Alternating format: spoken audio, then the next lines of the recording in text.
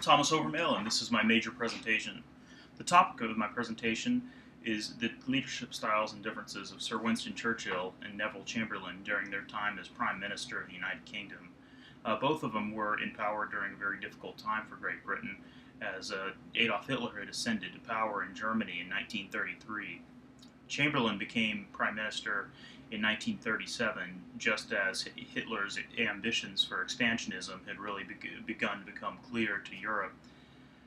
Chamberlain was a man who really hated war and wanted to avoid war at all costs, even when confronted with Hitler's consistent appetite for expansionism. Uh, and Chamberlain's a man that really became known as an appeaser throughout history through his policy of trying to negotiate with Adolf Hitler and the Germans and offer them whatever it would take to really avoid conflict. All this started to history with the Munich Agreement of 1938. Hitler's first major conquest had been Austria, when he was able to take over through peaceful means after the threat of force. Following this, he had expressed the desire to take over the Sudetenland region of Czechoslovakia, and had begun to make threats about invading if Czechoslovakia did not hand over the Sudetenland. The background on his desire to take over the Sudetenland was that it was a region that was considered to be ethnically German, and there were many German-speaking people there. And as he began to threaten to invade, the Allies, France and the United Kingdom at the time, decided they had to intervene politically. In Munich in 1938, Neville Chamberlain and the leader of France came to meet with Adolf Hitler and the Germans and negotiate a way out of war. Ultimately, they agreed to simply allow the Germans to take over the Sudetenland region of Czechoslovakia and left Czechoslovakia to Hitler's ambitions and Hitler's desires, and did not come to offer defense. Chamberlain's belief at the time was that if he simply would give Hitler what he asked for in this case, it would avoid the outbreak of war, and Hitler's appetite would be appeased for the time. He would be fulfilled with what he had asked for, what he wanted, and that all of this would be over. But what he didn't realize is Hitler was not a man to be easily turned away from his desires for conquest. What ultimately happened following the Munich Agreement of 1938, as we all know, is the invasion of Poland. And Poland had signed a mutual defense agreement with the United Kingdom and France. So upon the invasion of Poland, Chamberlain had no choice but to go to war with Germany. And Chamberlain is known to have waited 48 hours before announcing the declaration of war. As one can imagine, he was extremely distraught and begun to realize the extent of the failure of his policies to avoiding war. It's understandable for many reasons why Great Britain would have been so eager to avoid war, and why Chamberlain would have done everything he could to appease Hitler.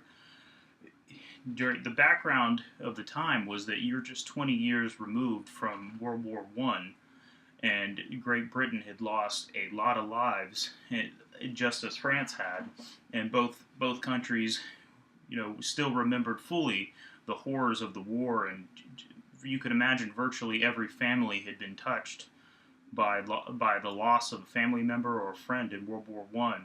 And both militaries were still fairly depleted from the loss of manpower. It was, many people would say, almost a whole generation was lost in World War I. So the United Kingdom and France really had limited options militarily when Hitler did want to take over the Sudetenland. As much as we now say, okay, he just chose to appease Hitler rather than stand up. I think it's fair to say that Great Britain perhaps really didn't have a military option on the table. They had no way of really intervening in the Sudetenland, and any attempt they would have made would have probably been not nearly enough to stop the conquest. But nonetheless, the policy did not ultimately succeed, and as we all know, the outbreak of World War II followed. There was a man who was the most ardent critic of Neville Chamberlain during the time where he had sought this appeasement policy, particularly during the signing of the Munich Agreement, a man named Sir Winston Churchill. And Churchill had come to power in government actually through the administration of Neville Chamberlain as the First Lord of the Admiralty.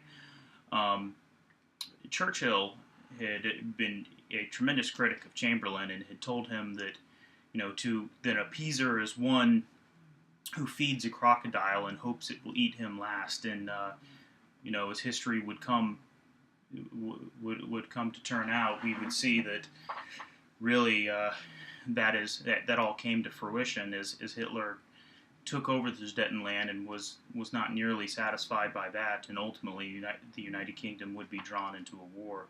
And Churchill came to power following Chamberlain stepping down after a disastrous campaign in Norway. And following that campaign, Hitler launched his invasion of Belgium and the Netherlands, which would ultimately end up in the invasion of France. So when Churchill came to power, he was right in the midst of an extremely stressful time for the country. Churchill was immediately faced by people who wanted to negotiate with the Germans and tried to end the war, did not want to get stuck into a long major war in Europe. So the Italian embassy had actually contacted the government of the United Kingdom and had offered to mediate a peace between Germany and the United Kingdom to avoid the outbreak of war. But Churchill was not a man who was willing to stand for this, as he knew that it was a means of Adolf Hitler taking the Great Britain out of the war and realizing his ambitions to completely dominate Europe. And in this reality, the United Kingdom would have been relegated to a second place in Europe, and it would have been far weaker than the German Reich, which would have really come to fruition had there been no one to stand up to him. We don't know ultimately what would have happened had Great Britain withdrawn from the war, but it's very reasonable to imagine that the German Reich would have stood for much longer and would have been able to dominate Europe for much longer. And so Churchill rejected outright this notion, and in a speech to the House of Commons really roused his countrymen to stand up and fight against German oppression and German dominance and power. And he was a man whose use of the English language was really one of his greatest weapons. I think many people are aware of many of his quotations and many of the things he told the British people during the war. And that was really a big part of his leadership style, was to be very open with the people. He was a great speaker, great orator, and really helped encourage people, no matter how bad things were and how bad things got, that ultimately Great Britain would be seen through to victory in the end. And that was perhaps his greatest asset as a leader. He was someone who was a true visionary and really refused to accept defeat and refused to allow his country to feel as though they were heading towards defeat. It was always a very, very positive and optimistic view. So ultimately, Churchill did see Great Britain through to victory. And I think the defining moment was that moment when he had first come to power and he had to deal with many forces in the government who wanted to seek peace and seek mediation with the Germans. And had he done that, the world could be a very different place today. I would imagine that the conflict with the Soviet Union would have still been inevitable, and so ultimately Europe's fate may have been decided, by that conflict, which would have been very uncertain which way it would have turned out. But I think it's fair to say that whether it was the Soviet Union or the German Nazi Reich, which ultimately became the most major power in Europe, it would not have been a good outcome for those who are lovers of freedom and democracy. Um, if Great Britain had withdrawn from the war, the United States really wouldn't have had a base of operations to be able to launch an invasion of Europe. So I think ultimately the United States would not have been able to intervene in the way they did in the war. So I think it would have landed Adolf Hitler a very, very powerful position for many years to come. So I think ultimately we all know that a leader is going to be judged by the outcome of his decisions.